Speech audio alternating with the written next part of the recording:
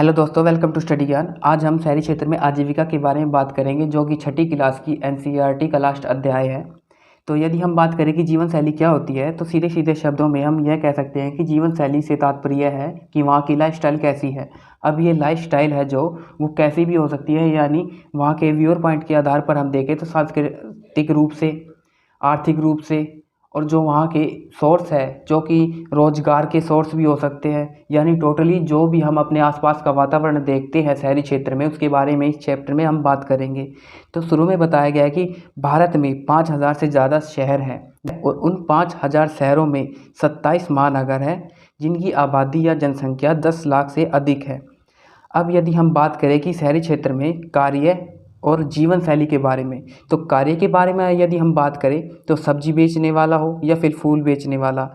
यहाँ से लेके अखबार बेचने वाले व्यक्ति तक सभी शहरी क्षेत्र के कार्य में आते हैं। अब इस कार्य में हर रोजगार को जोड़ा जा सकता है, यानी वो प्राइवेट भी हो सकता है और सरकारी, या फिर खुद का क्रिएट किया गया हुआ व्यापार भी।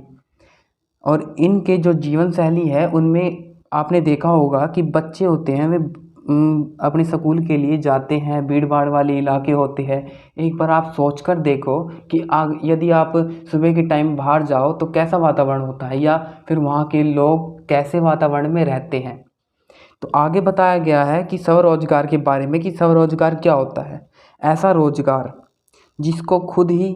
मतलब क्रिएट करते हैं लोग, जैसे ठेले वाला, यह एक स्वरोजगार मतलब खुद का बनाया हुआ रोजगार हुआ। यानी कि ऐसा रोजगार जो केवल खुद के लिए काम करता हो, खुद के द्वारा बनाया गया हो। और जो ये व्यापार होता है ये स्थायी होता है, यानी यह अस्थायी होता है, मतलब जो कि मतलब अगर इसे हटाया भी जा सकता है, ये टेम्परेरी होता है,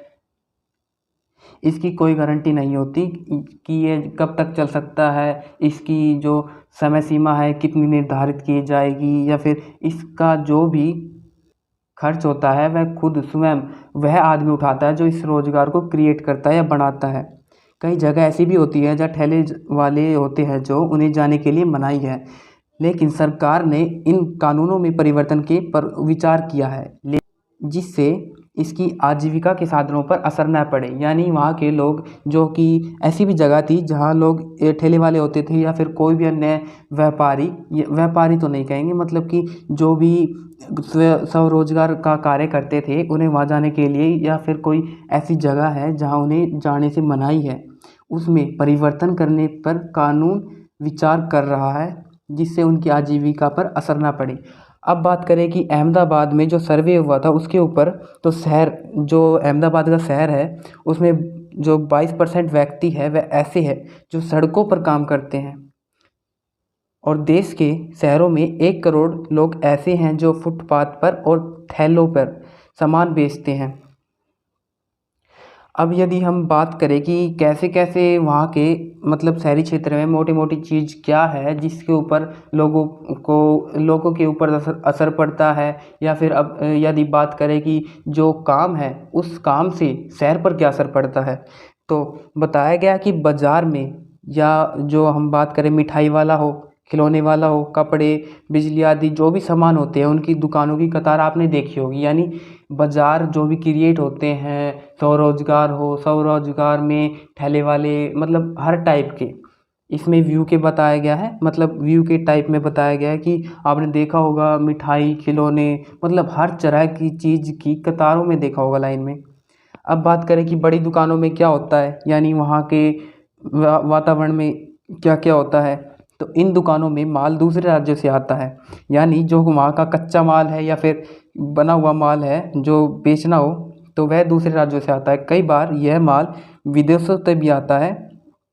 दुनिया में मतलब दुकानों के प्रचार के लिए, इनके विज्ञापन या प्रचार के लिए इन्हें क्या करते हैं कि अखबारों में, टेलीविज़नों में या फिर रेडियो चैनलों पर यह प्रसारित करते हैं अपनी ऐडों को। ऐड जैसे आप देखते होंगे कि यूट्यूब पर आप वीडियो चलाते हो कोई, तो उसमें ऐड आती है कि यह कंपनी ऐसा सामान बेचती है, इसकी 100% वैल्यू है, गारंटी है, मतलब सिक्योर है, हर चीज़ की धाड़ा जो भी हो उसकी गारंटी केवल लिखित होती है। और आपने देखा भी होगा कि कोई छोटे से कोने में एक मतलब डिस्क्लेमर सा चेप देते हैं जिससे बताया गया है कि ये प्रमाणित नहीं है या फिर ये गारंटी में नहीं है, ऐसे टाइप का, यानी भ्रमित करने के लिए। अब बात करें कि ये दुकान स्थायी होती है और इन्हें व्यापार करने के लिए नगर निगम से लाइसेंस लेना पड़ता है, यानी ये लाइसेंस लेते हैं अपने नज़दीकी नगर निगम से जो इनके क्षेत्र में या क्षेत्राधिकार में पड़ता है। अब बात करें लेबर चौक क्या होता है, तो जहाँ से दिहाड़ी पर मजदूर मिलते हैं उसे लेबर चौक कहते हैं। इनका मुख्य कार्य है भवन निर्माण और कई बार यह बोझ ढोने का और ट्रकों से सामान उतारने का भी कार्य करते हैं। अब बात करें कि फैक्ट्री में क्या होता है, यानी फैक्ट्री के वातावरण के बारे में बात करें तो इसमें हर अलग अलग कार्य के लिए अलग अलग विभाग बनाए जाते हैं। अब मान लीजिए कोई कच्चा माल है, उसको साफ़ करने के लिए अलग विभाग, और उस कच्चे माल को मतलब साफ़ करने के लिए यानी वहाँ उनके ऊपर पॉलिश करने के लिए अलग विभाग, और जो कटिंग होती है यानी कि उनके जो आकार में परिवर्तन किया जाता है या छँटनी की जाती है उसके लिए अलग विभाग, और उससे भी आगे चले तो उस मतलब उसमें सिलाई विभाग मान लीजिए, उससे आगे चले तो मतलब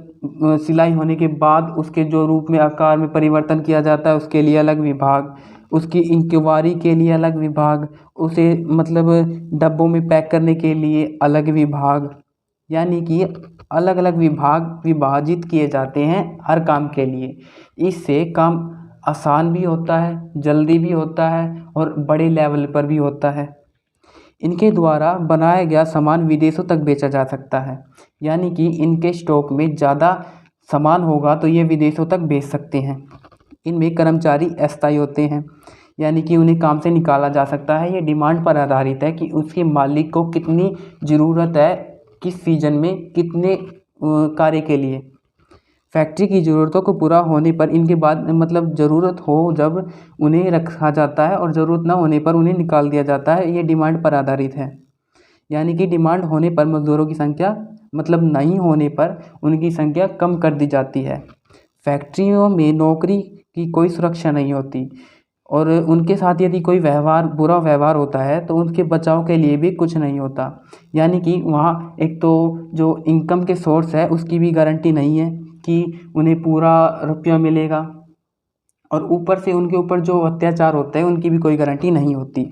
अब बात करें कि दफ्तर में क्या क्या होता है, तो कंपनी में यह स्थायी कर्मचारी होते हैं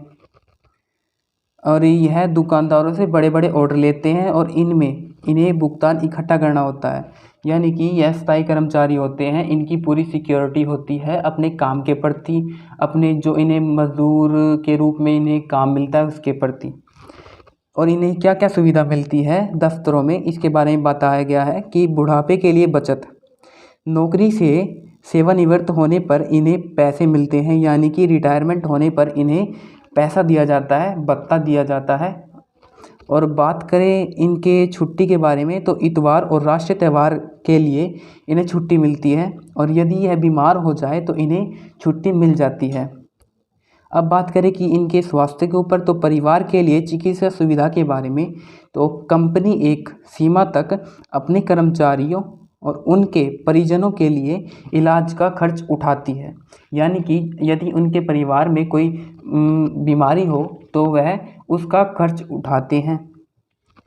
और बात करें लास्ट पॉइंट की, तो अगर